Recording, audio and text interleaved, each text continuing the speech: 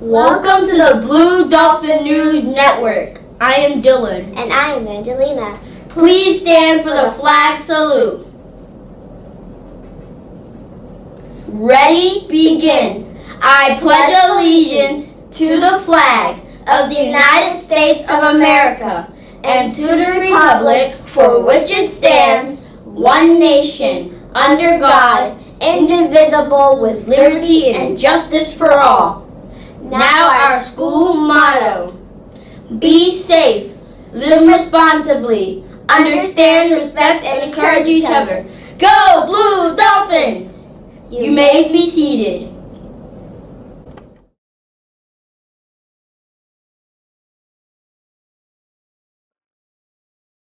Good morning, amazing human beings. I'm so excited to be here with you. Today we have a really sweet book. It's on Celia Cruz, who's one of my favorite musicians.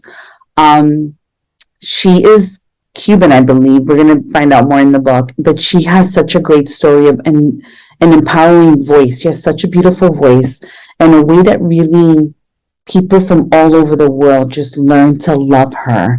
And that was her strength, was her voice, her singing. And that's the connection she was able to give to the world. It's really important to have connections, right? And by connections, I mean, it's important to give people eye contact, say good morning, be very intentional about wanting to know about people. Or if you see somebody's not doing well, asking them how they're doing. So let's get started with the book. I'm going to share my screen. And let's get started. Celia Cruz, Queen of Salsa. Neighbors, illustrated by Julie Marin and read by Mr. Alicea. In the fabled land of Havana, where rhythm grows sweet and juicy like oranges in Florida, there lived a girl. She looked like a girl and talked like a girl, but everyone who ever met her agreed she sang like a bird. When Celia Cruz was a girl growing up in Cuba, she could never hear the magic others claimed was in her voice. When she opened up her mouth to sing, she heard a girl like any other. But when she sang, her father heard thunder. Her cousins heard the call of the sea. Her neighbors heard a hummingbird. Celia would grow up to be a queen, but she was not born a princess. She grew up in a poor section of town, one of 4 sisters. Though the house was also home to numerous cousins. At times, there were as many as 14 children in the 2-bedroom house. Still, young Celia always stood out amongst the crowd. Her mother liked to tell the story of how a tourist bought Celia's first pair of shoes after hearing the little girl sing. Like other girls in Havana, she had chores. Some of her friends were charged with sweeping the kitchen. Other girls washed the dinner plates. Celia's job was to sing lullabies to put her younger brothers and sisters to sleep. At night, her voice carried through the windows, rolling along the cobblestone streets like a wheel or a wish. The people in her neighborhood began to gather outside of her family's front door, begging her father to leave it open. They said, "Her voice is tan dulce, sweet like azúcar." Her voice, it was said, sent you not only to sleep, but to a nighttime land of angel dreams. Always shy and more than a little independent, Celia mistook the gathering crowds for busybodies, watching her every move. "Ay, por favor," she pleaded. "If you don't leave, these little ones will never get to sleep." Despite her initial shyness, she could not stop singing. In the afternoon after school, she would listen to the rapid-fire calls and cries of the pregón, the street vendors calling out of their wares. In time, people would recognize the passion and pulsating cries of the pregón in Celia's unique vocal style. In high school, she began singing in school shows and local clubs.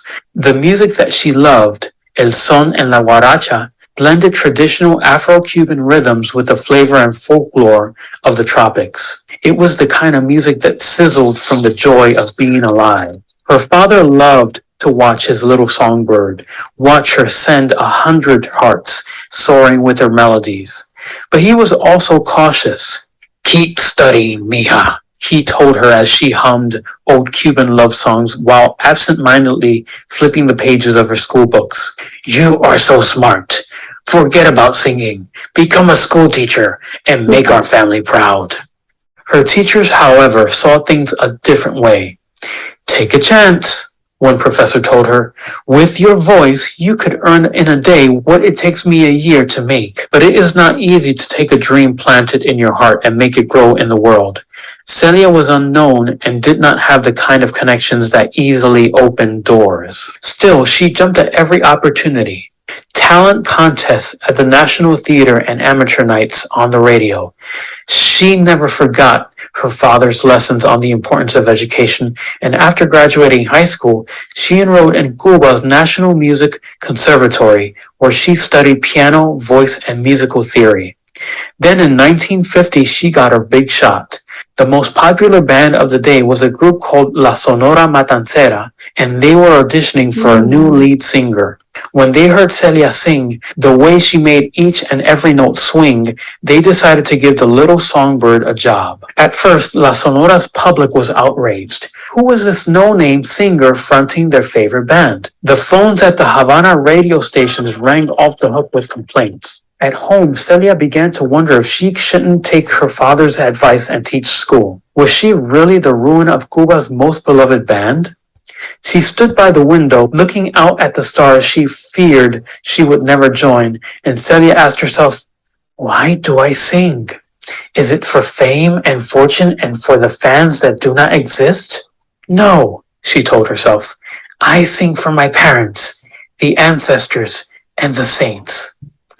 I sing because when I lift my voice up high, I feel like the first pájaro of the day, whistling buenos dias to anyone who will listen. I sing for my little brothers and sisters and the sweet expressions on their faces when they finally fall asleep. Although Celia was seriously thinking about giving up her dream, her bandmates refused to allow her to quit. As a group, they rewrote the history of Cuban music with new arrangements and a fresh, innovative style. By the time she left Cuba in 1960, Celia was as beloved throughout the country as the men who made music with her. She even earned an affectionate nickname from her thousands of fans.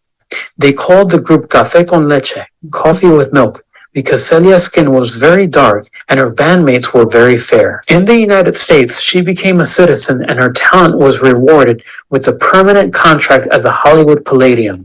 But once she left Cuba, politics dictated that she could never return. She would never walk again the streets of her beloved Havana. She would never again hear the cries of the pregón that were the bass and treble of Cuban street life. It was a heartache she carried her whole life through. Still, she kept her heart open.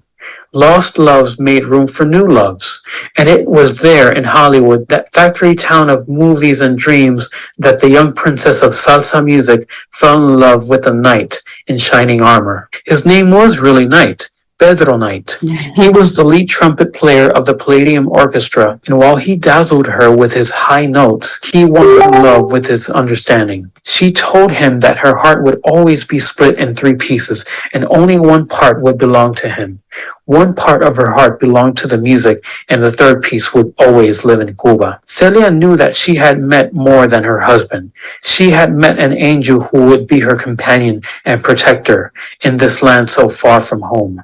Celia Cruz brought salsa music to every corner of the earth, from London to the Congo, from Brazil to Japan. She recorded over 20 gold albums and is known the world over as the Queen of Salsa. For more than 40 years, Pedro Knight was her king. Celia's performance trademark was a full-throated shout of azúcar.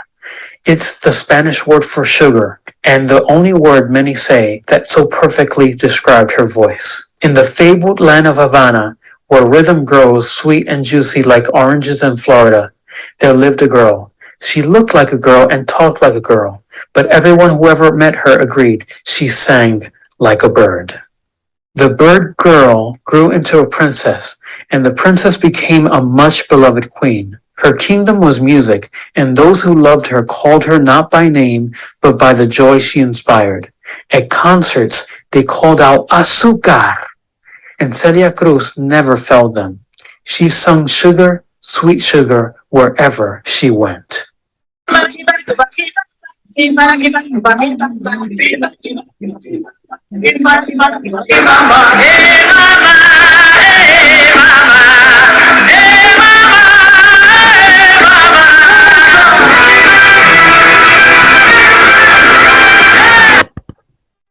was hard for me to stop because I love Celia Cruz's music and I love dancing salsa and I love what dancing does to me and I love the feeling I feel when I'm dancing.